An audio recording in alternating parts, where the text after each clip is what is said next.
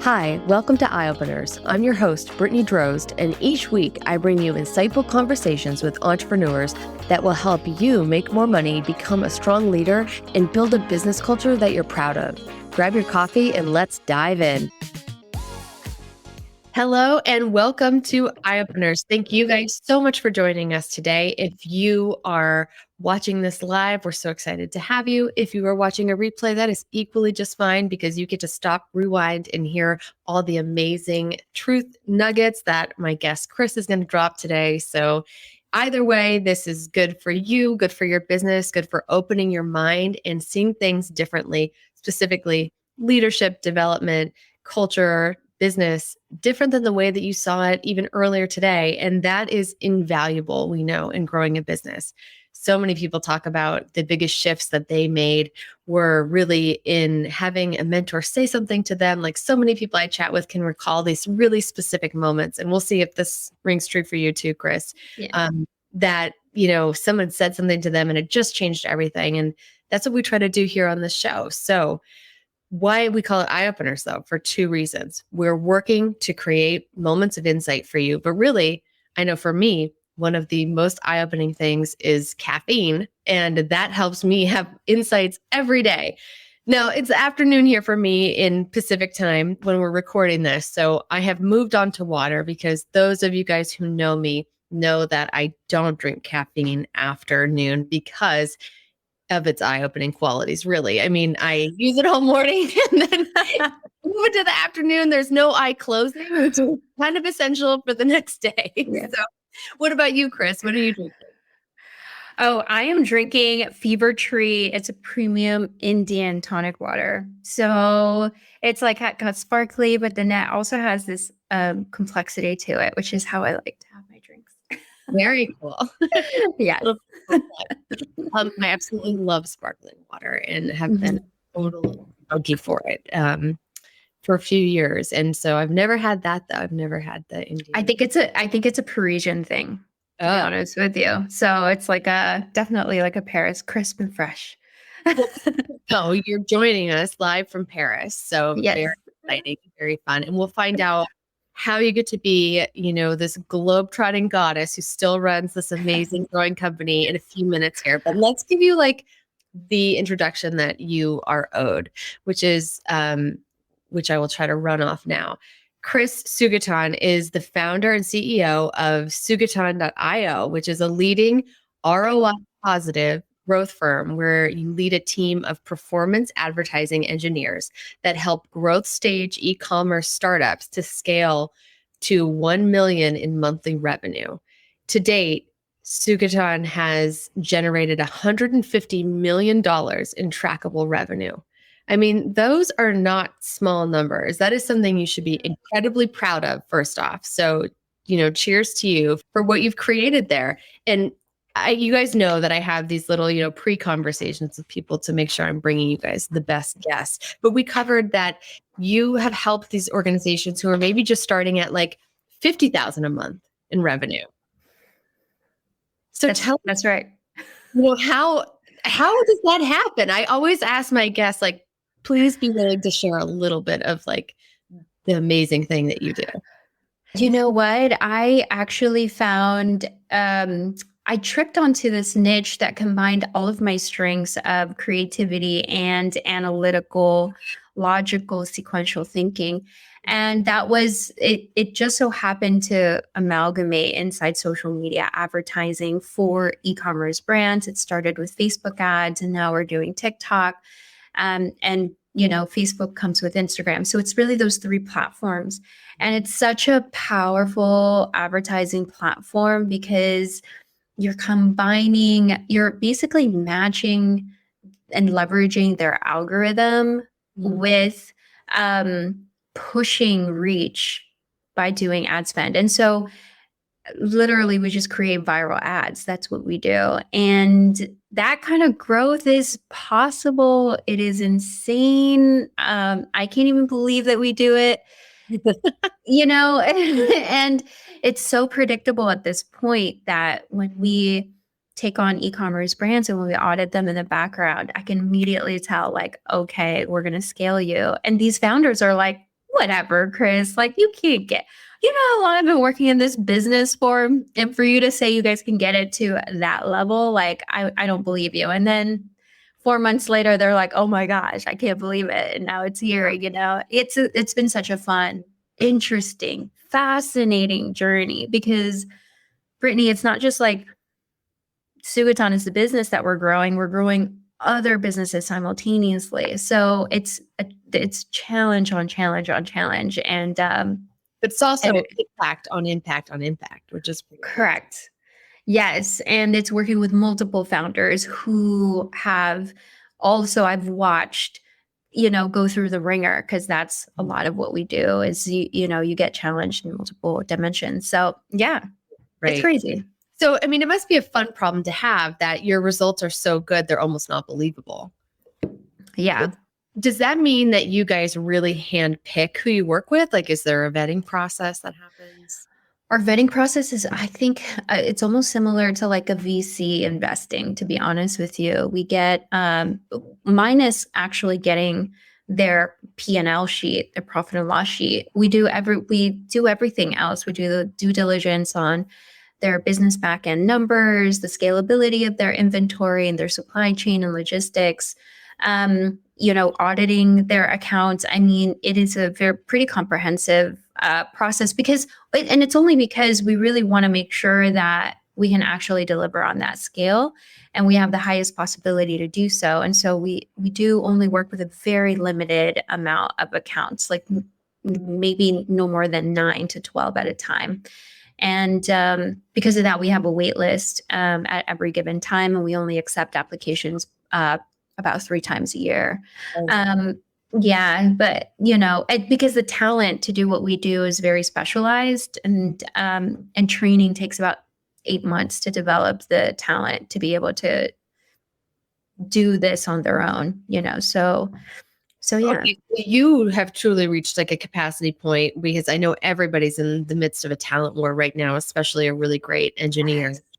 So being able to find people and train them really just takes time. So that's what is creating the bottleneck for you. Yes, that's correct. That's exactly what's creating the bottleneck. And we're super transparent to the people that follow us and our methodology. We just let them know,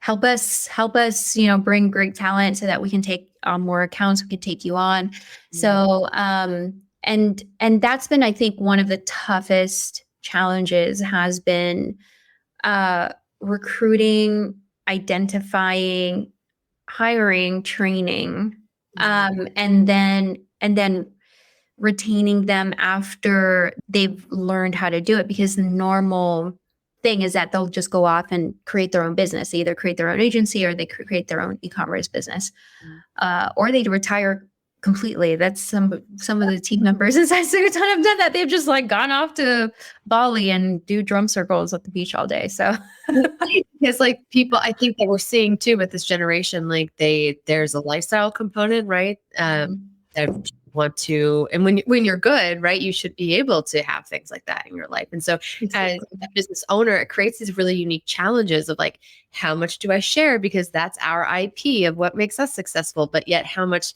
we know that developing and investing in good employees is also what creates strong loyalty and retention. So it's a really tough balance. I mean, how are you guys managing that? We don't. So I've actually, when we first came on to the Facebook advertising for e-commerce scene, which as an industry has really blown up in the last like 4 years. And I started Sugatan in 2018, right when that was bubbling up. So for me, it was also right timing. But at the time, a lot of people were like, oh, don't do that, Kris. There's so many Facebook advertising agencies. It's so saturated. And I was like, I don't know. I'm just going to go with my intuition here. I'm just going to keep going. And like, that's the thing I think all of us experience is like, there's always those people that are going to be like, no, don't do that. It's like too common, or they're always going to find a way to kind of discourage you from what needs to be a path that you have to explore. And at the time, the typical model for an agency was they were just going to take on everybody. They only did the ad buying part. They didn't actually produce creatives like the actual social media ads. And so their model was to charge a percentage of ad spend, and then that was it. And when we came on, I was a very much an independent thinker, and I was like, you know what? I know the potential of what this could do, and I think we should really go for revenue share. And I changed the payment models so that we would capture a percentage of the revenue because we were generating ROI positive scale. Essentially, they were bootstrapping to 1 million per month in revenue, and I knew how valuable that was. And I say all of that because the team had to learn with me, and it's a very collaborative effort. It's not like it's something that I just came up with on my own. It was something we were discovering together. Wow. Well, I just And highlight for everybody before you dive too much further into that. You guys, she's charging for the value that they create, not necessarily the time they spent or the process that was established, right? This is a huge difference. And this is what I think a lot of like first stage to second stage businesses like need to like get there, right? But it takes time. It takes time. It like a lot of times in that first stage, you're starting to just learn how to create that value, right? So that's what you did with your first several. yes. Once you got that predictability, right, it became easier probably.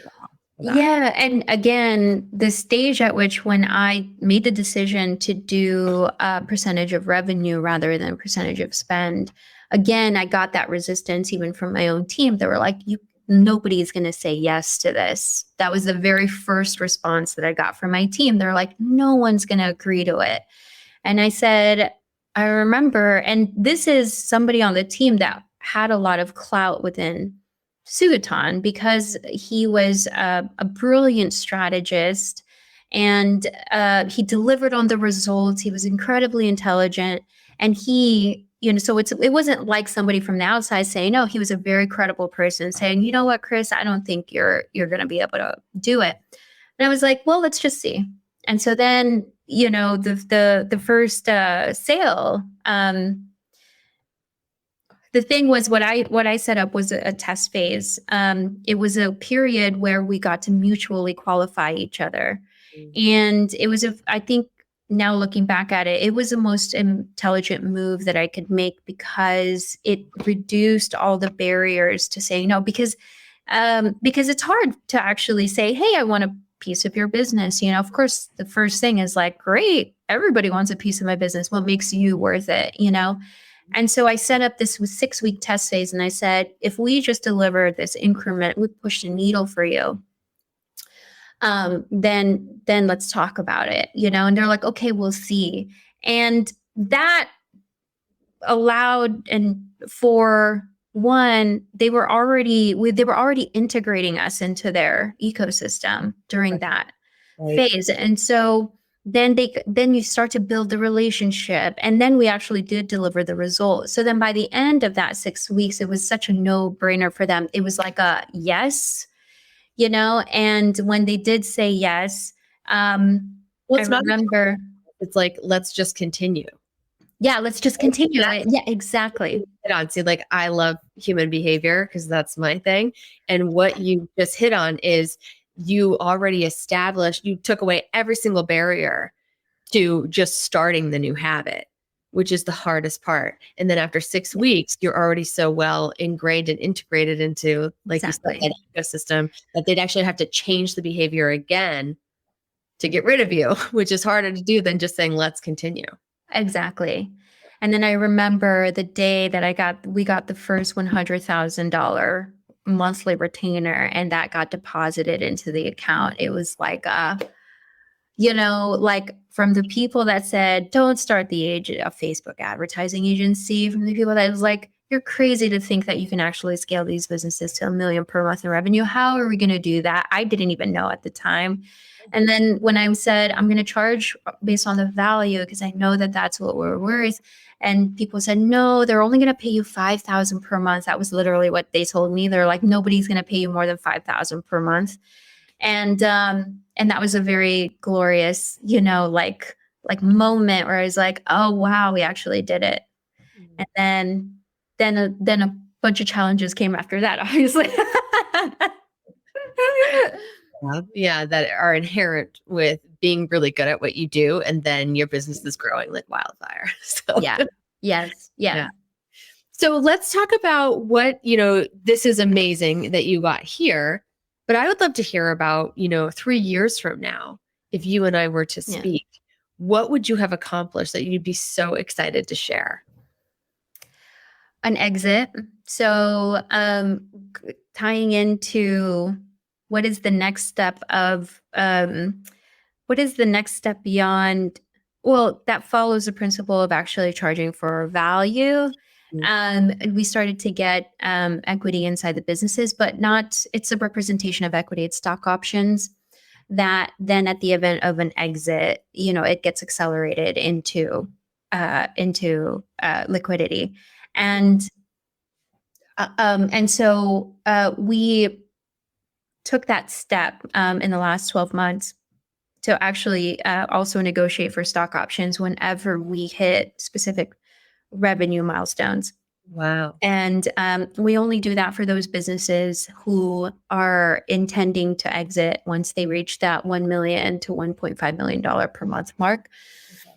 And so the very first milestone for me is to get that first exit that proves the business model that I'm reshaping and remolding. And this is really the maximum value of what we do, and then I feel like I've done my job as a CEO, like truly to maximize the value of what the team is doing for these businesses. And then, so that's like one, we're at the cusp of it. We're hoping that it's going to happen this year. By the end of this year. And then secondarily, it is to build a SaaS inside the e-commerce world. So many of the things are manual right now. And some of our in-house methodologies can be automated that will bring tremendous value to e-commerce brands. And so something that really just continues to help the founders in the e-commerce community. And then thirdly, I want to create an actual media company, or a very successful brand inside the e-commerce space. So I'm kind of just, it's either our own brand or a media company. Like that's really what I feel like in 3 years from now we're going to be doing. It's not the agency model. The agency model to me, it's not the right fit for within my values, because agencies typically just take on accounts. They say yes, they're there for the retainer. They don't really turn away business. And for us, I love the journey of working with other founders. I love developing talent. I love creating relationships. And then really I've just had to think through how to maximize that opportunity as fast as possible. And the only way was to actually get stock options inside the business. So yeah. Right. Genius. I mean, in some ways you're describing like just an alternative VC in a sense. You're not injecting money or giving them a way to kind of bootstrap monetary injection, and then you stay on. So you have just kind of shifted this agency model on its head. And it actually allows you to make that impact that you're looking to make, and not just taking, but giving all of yourself that about business, how to run business, because essentially when you buy those stock options, you literally invest, and not just in a monetary sense, but you invest of yourself like good venture capital firms do. They bring advisory, they bring added value beyond the money. Exactly. And I'm trying to figure out a way to like actually market that, because before I even did this, I didn't know normal terminology. I didn't know what a VC was. And I remember working with the business lawyers, and they're like, oh, that's like an alternate VC model. And I was like, I don't know what that means, but this is what I know. We're going to go down this path. And I think that's like, I think that's something to the value that I want to give to your audience is like, be independent thinking. At least for me, I was such an independent thinker. And if you see the vision, if you see the path, like just keep going, even if you feel like you don't really know the answers, you don't really know the right way to do it. And the best way is to just put one foot in front of the other and figure it out and discover on your own, because there's 1,000 ways to get to the same destination. There's so many different flavors. Right. But so many of the things you're talking about here are really outside of the box of traditional ways people go about running this type of business. How do you stay in that thinking space? Like how do you find time to put this together? Like, do you have somebody you talk to that helps you think outside? Like, how do you do this? Oh gosh, this is, I can't really answer that. I think I'm an overthinker. And I'm the kind of person that wakes up in the morning and will stare at the ceiling for like 30 minutes and just like literally figure things out in my mind. And it really, I remember, when I knew that I was going to start a business, I remember reaching out to my friends whose like parents had run and exited successful businesses. And I would ask them, can I just like talk to your dad? Can I just like ask them some questions? And there was this one particular friend's dad who was so kind enough to just hop on the phone with me, didn't even know who I was. And he said, look, Kris, he's like, I can give you the template. I can tell you the template of how to create a successful business. But he was like, there's the one piece, though, that I can't teach you.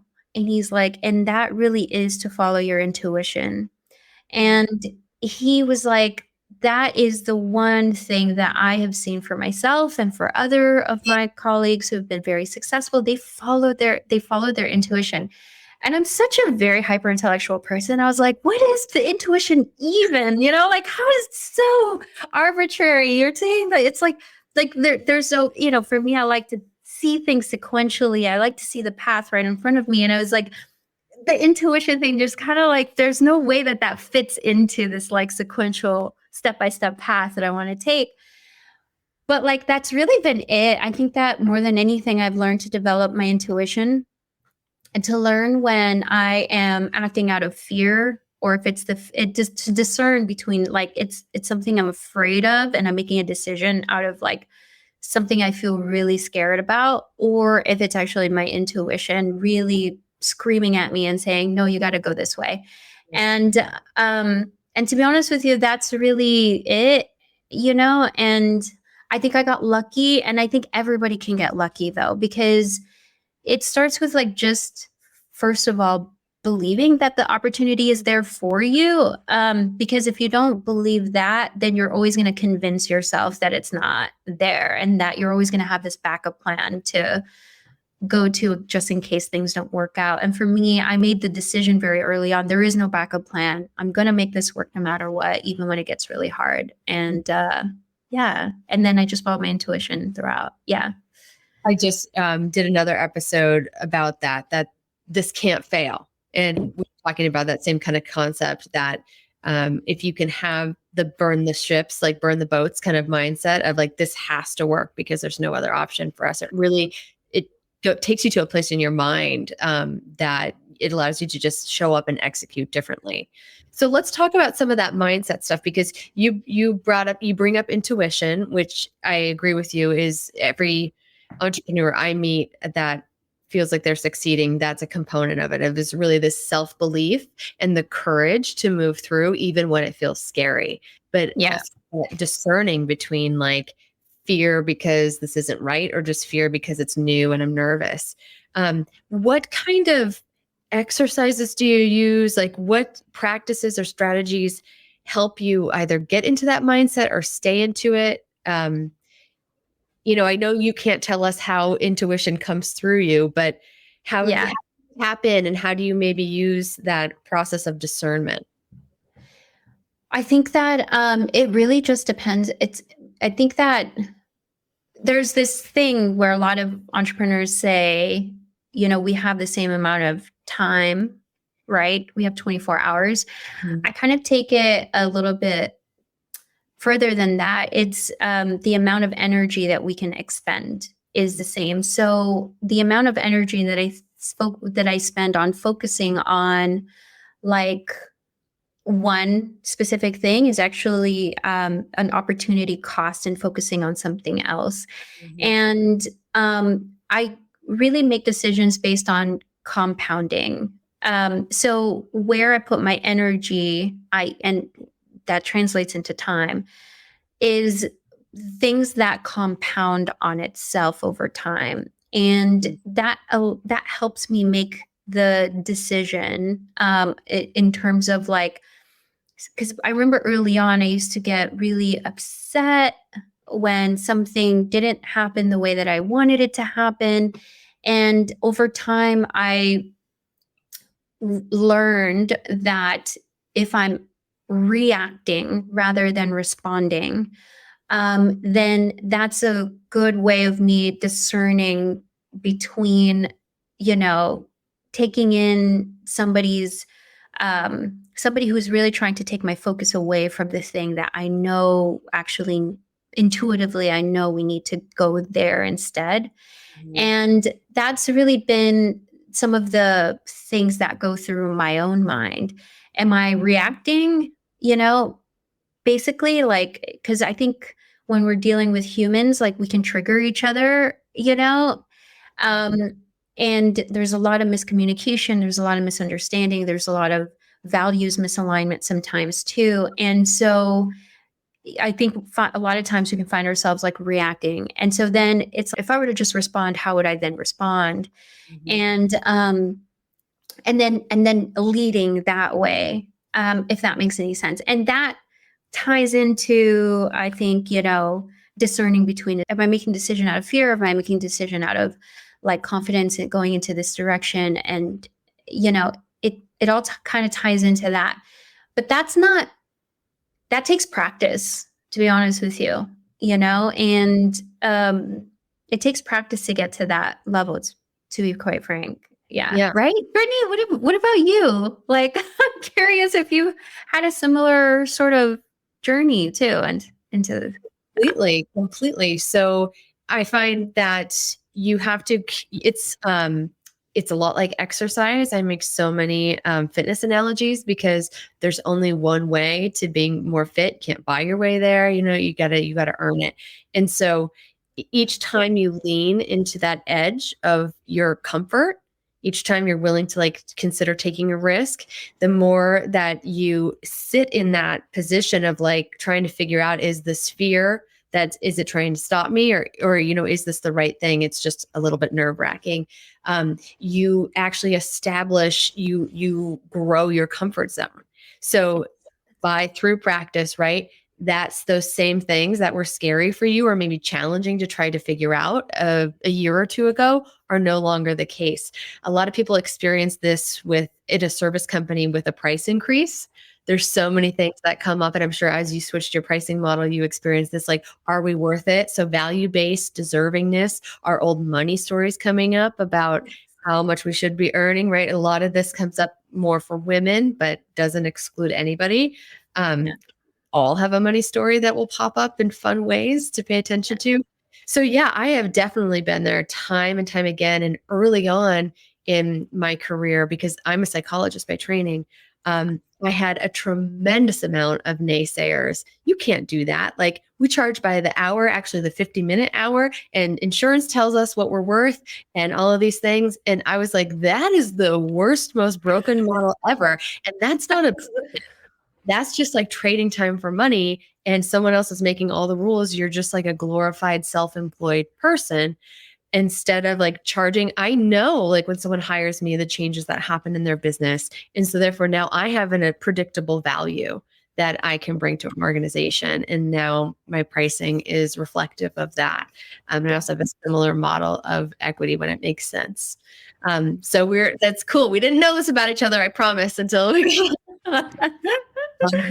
like it's that universe attracting you to people who can push you on that edge. So I agree with you. There's this like place of intuition, but that's where you start to kind of have ideas that are already in your zone of genius. Yeah. So it's really the other parts that are totally within your control, because people think like, oh, it's the idea. I don't know if I have ideas. You have ideas all the time about things that you're an expert in. Just like slow down enough, pay attention, or you're probably talking about them over the lunch hour or water cooler or whatever. If only Yeah. we could do this, or this would be better. Why doesn't the boss see this? But it's actually the execution that is the real valuable component. Lots of people have ideas. Can you execute on it? And how much value can you really deliver from that? That makes a huge difference. And it sounds Yes. like you guys are really doing that. So Yeah. yes, I've had similar experiences, and I've been with a lot of clients in that position too, trying to figure that part out. Yeah. What would you say, so along these same lines, like what would you say are the kind of breakthroughs that you've had that changed the way that you either lead within your business or show up as within your industry? Like did you have these like insight moments where it was like, oh my gosh, I can't not unsee that, you know?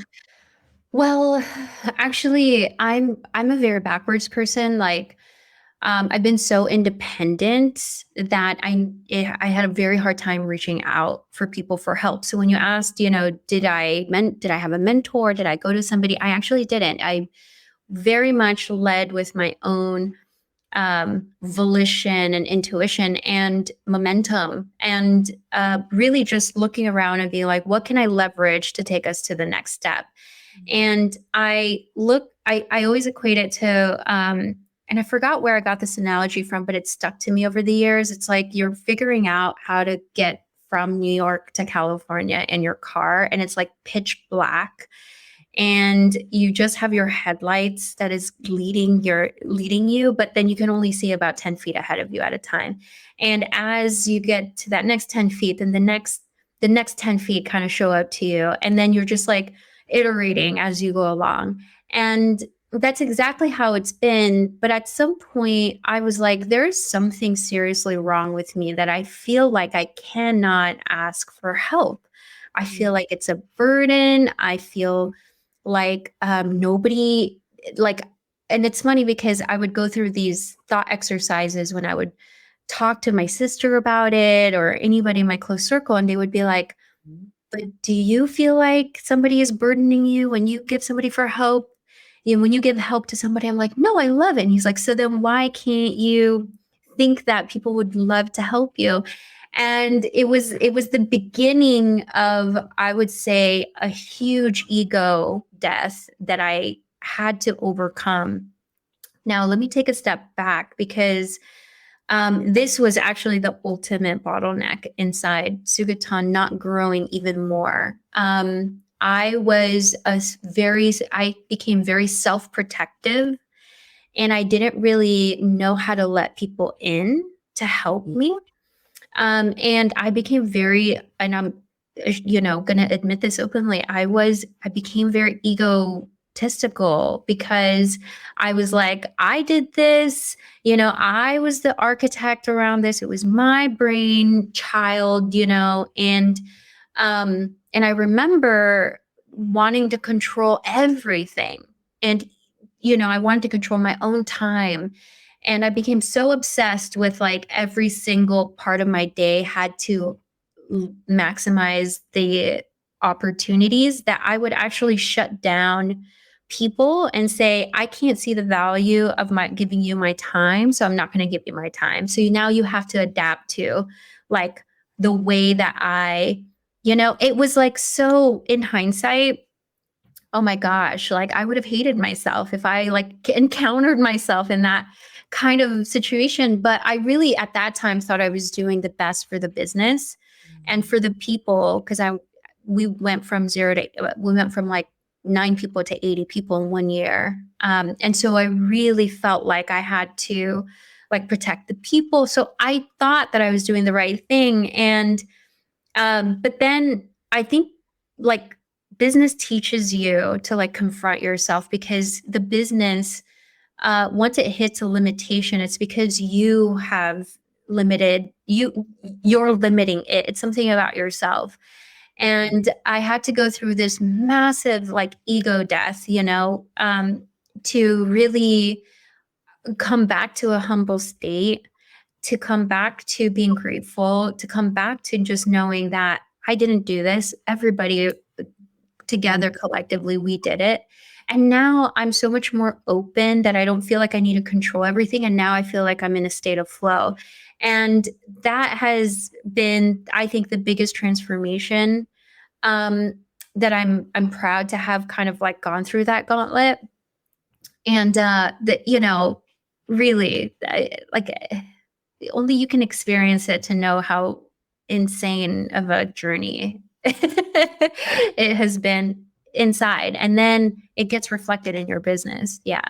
Right, right. So much of that is true in personal, right, for personal development, and then this professional self too. That if you're aware enough to realize that you are creating whatever it is that's showing up, and take the time to like really sit with that, hold the mirror up, and figure out like what does this mean, and how do I need to evolve? Like how do I need to change the way I'm showing up? To make this different. That's really powerful. But you almost have to kind of like hit that rock bottom place of like, this is not working anymore and something needs to work because this is going to explode. That Yeah. you almost like need that kind of pressure on you to make these big changes, because you're talking about big behavior changes, and mindset changes also in the way that you're showing up. I have a past interview I did with a finance person who is managing a few $1 billion in assets. And he talks about, he's like, no, they don't work for me. I work for them. My job as this founder, as this leader, is to make sure that is to help them self-actualize, to rise to their greatest level of potential and development through the resources I can provide for them. And so he literally like shifted that on its head. Is like, no, I work for these people. And when they're good, then everything else is good. And that really stuck with me. And a lot of people commented on that episode because I think it gave people that moment of insight, but it was really different. It was disruptive to the way we think about top-down leadership, or the 100%. the person at the top with their name on the organization. Like it has to reach this kind of inflection point in order to get to that next level of, okay, here's this pain, here's this bottleneck I've created, here's this process that is like not serving us anymore. It needs to shift to reach to that next level of growth. Yeah. 100%. I love that. I love that. Yeah, I'll be happy to share that with everybody too in the notes. That the Roy Ballantyne episode's really good for that reason alone. And he has definitely, lived more lifetimes than us in business years.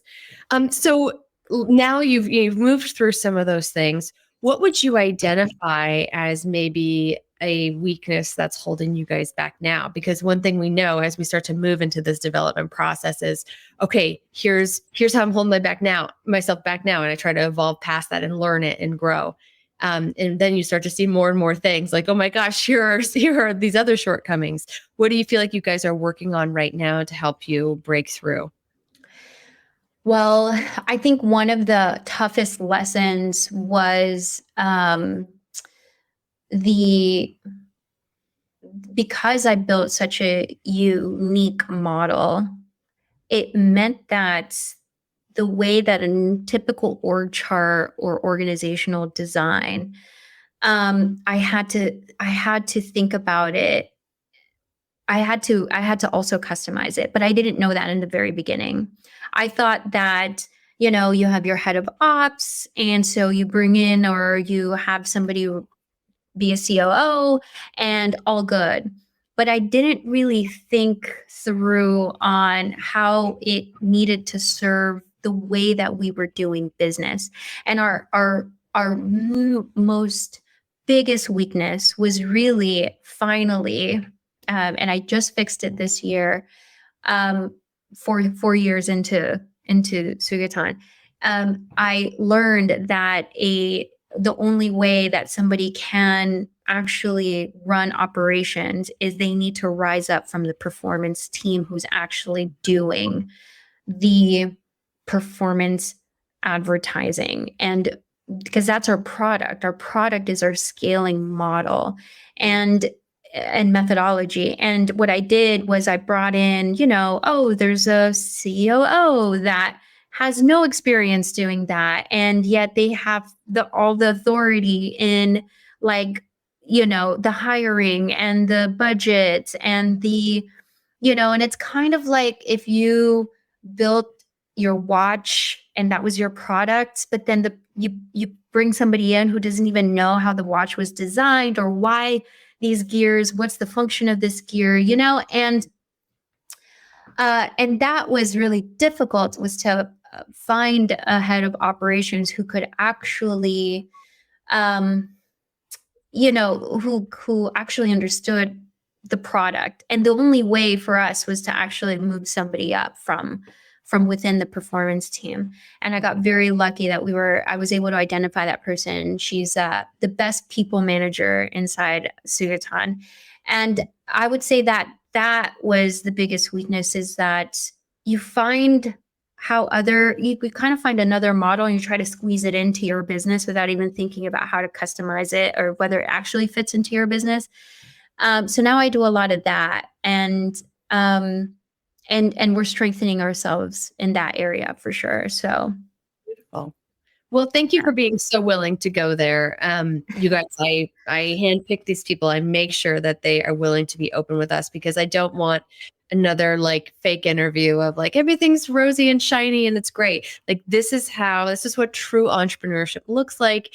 It has, peaks, but also many valleys, and in difficult times and moments where you're crying on the floor and you want to give it all up. But when you move through that, it's a beautiful thing and you grow in the process. So I really, really appreciate your honesty and your candidness here.